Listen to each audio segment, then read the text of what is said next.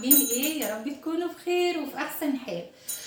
طبعا ده جرس الاشعارات اللي انتم مش بتفعلوه زي ما انا بطلب منكم، زعلانه منكم جدا جدا.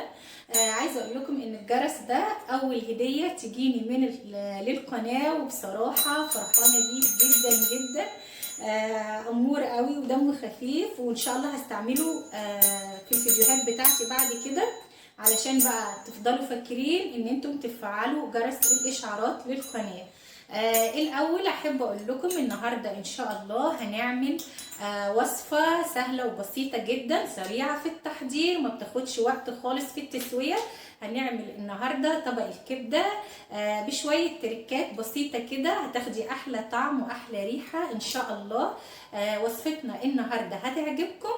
وان شاء الله بقى اقول لكم اذا عجبكم الفيديو وحبيتم ان انتم تتابعوني، ما تنسوش تشتركوا على قناتي في اليوتيوب باسم ياسمين مطر. كمان ما تنسوش تفعلوا جرس الاشعارات على الكل، ويا ريت كمان تعملوا لايك للفيديو. ويلا مع بعض نشوف الوصفة بتاعتنا النهاردة هنعملها ازاي. قبل ما نبدأ بقى الفيديو بتاعنا ونشوف وصفتنا، يعني حابة اقول لكل ست بيت يا ريت تخلي عندك في الفريزر اكلات جاهزة تنفع معاكي، وجبات سريعة زي الكبدة اللي هنعملها النهاردة. تجيبي مثلا لحمة مفرومة وتعمليها كفتة وبترصيها في اطباق وتسيبيها برضو جاهزة على التسوية، فراخ مشوية، فراخ بانيه، اي اكل عندك ينفع وجبات سريعه. يا ريت نعمل كميه منه ونجهزها نشيلها في الفريزر. بصراحه بتنفع في الازمات جدا، وبتنفع لو انت مثلا راجعه متاخره من شغلك زي حالاتي كده. لما برجع متاخره من الشغل بلجأ بسرعه جدا للوجبات دي، او حتى جاني ضيوف فجأة. فدايما لازم تخلي عندك في الفريزر حاجات احتياطيه او اكلات احتياطيه سريعه تنفع معاكي في الازمات. يلا بقى مع بعض، طولت عليكم انا عارفه. يلا مع بعض نشوف ايه الفيديو بتاعنا ونشوف هنعمل ايه النهارده، ونشوف وصفتنا. يلا بينا. تعالوا بقى نشوف الكبده اللي عملناها النهارده ونشوف طريقتها، ونشوف ازاي هنعملها مع بعض. بصراحة كانت ريحتها تحفة وهي بتتعمل، وكمان طعمها حلو جدا. شايفين بقى انا مقدمها لكم ازاي بتنور، مفيش اجمل من كده طريقة في التقديم بصراحة يعني. يلا مع بعض نشوف الطريقة ونشوف المقادير بتاعتنا ونشوف عملناها ازاي. اول حاجة هنسمي الله ونبدأ ونقول معانا هنا كيلو من الكبدة انا جايباه، ومعايا هنا كمان تشكيلة كده من الفلفل. عندك فلفل ملون يبقى كويس جدا. والبهارات بتاعتنا اي بهارات انتي حابة تضيفيها ضيفيها، بس انا جايبة بهارات للكبدة. وعندي مقدار معلقة كبيرة من الخل ونص ليمونة وبصلتين كده وسط مقطعاهم جوانح. اول حاجة هنضيف البهارات اللي عندنا للكبدة. طبعا فلفل اسود، كمون، ملح. زي ما قلت اي بهارات عندك حابة تضيفيها ضيفيها عادي جدا، مفيش اي مشكلة. مش هنتقيد بشيء معين. هنقلبها كويس كده مع بعضيها، واثناء ما انا بقلبها كده حتى بقى الطاسة عندي على النار وفيها مقدار فنجان صغير كده من الزيت يسخن معايا.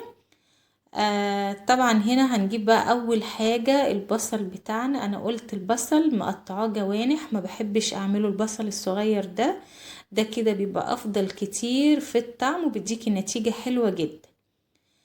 هنا بقى احنا هنقلب البصل، انا مش عايزاه يتحمر، انا عايزاه يدوبك كده يدبل معانا وياخد لون اصفر خفيف. خلاص زي ما قلت احنا مش هنسيبه يتحمر. هنا طبعا وصلت للون اللي انا عايزاه يعني، ودبل معايا، انا مش عايزة اكتر من كده. هبدأ اضيف الكبدة بتاعتنا وهنقلبها برضو كويس جدا مع البصل. وطبعا البصل هنا بقى هيشرب من التوابل اللي احنا حطيناها على الكبدة. وعايزة اقول ان انا يعني تبلت الكبدة واشتغلت بيها على طول، ولا ركنتها ولا شلتها ولا اي حاجة خالص. وبمنتهى الامانة طلعت حلوة جدا وريحتها كانت تحفة وهي بتستوي. هنضيف بقى فصين من التوم، 3 أو 4 فصوص كده من التوم يكونوا كبار. وعلى فكرة يعني انا بفضل ان احنا نضيف التوم فريش، يعني بصراحة ما بحبش التوم المجفف ولا البصل المجفف، بس بستخدمه بقى في الطوارئ، يعني لو مش موجود عندي توم ولا حاجة بستخدم البصل البودر والتوم البودر بس كده. التوم كده فريش كده بصراحة بيدي طعم وريحة حلوة جدا جدا. احنا هنا خلاص بشرنا حوالي 4 فصوص من التوم على الكبدة، وهنقلبها تاني كده مع بعضيها. والمفروض ان الكبدة عندي هنا متقطعة قطع مش شرايح، فهتاخد يعني وقت شوية في التسوية، يعني كان مش هتاخد وقت كبير، يعني كل العملية اخدت مني حوالي ربع ساعة. بس عشان اتأكد ان الكبدة هتستوي كويس معانا هنغطيها. هنا ضفت مقدار معلقة كبيرة كده من الخل، وهعصر نص ليمونة عليها كمان. بصراحة بيديها طعم حلو جدا والليمونة طارت من ايدي، معلش بقى. وهنقلبها تاني. كل العملية دي يا جماعة زي ما قلت لكم كلها، يعني التحضير كله اخدت ربع ساعة مش اكتر من كده، وطلعت مستوية وحلوة جدا. دلوقتي انا المفروض ان انا هغطيها علشان اتأكد ان هي استوت معايا كويس. مهم جدا ان احنا نسوي الكبدة كويس وما يكونش فيها دم من جوه.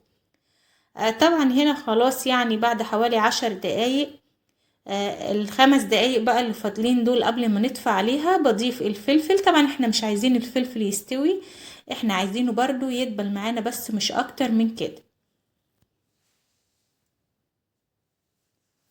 تمام كده خلاص، هو هنا جهز معانا. والكبدة بتاعتنا استوت كمان حلوة جدا. تعالوا بقى نشوف هنقدمها ازاي. ده شكلها طبعا بعد ما استوت. ايه رأيكم؟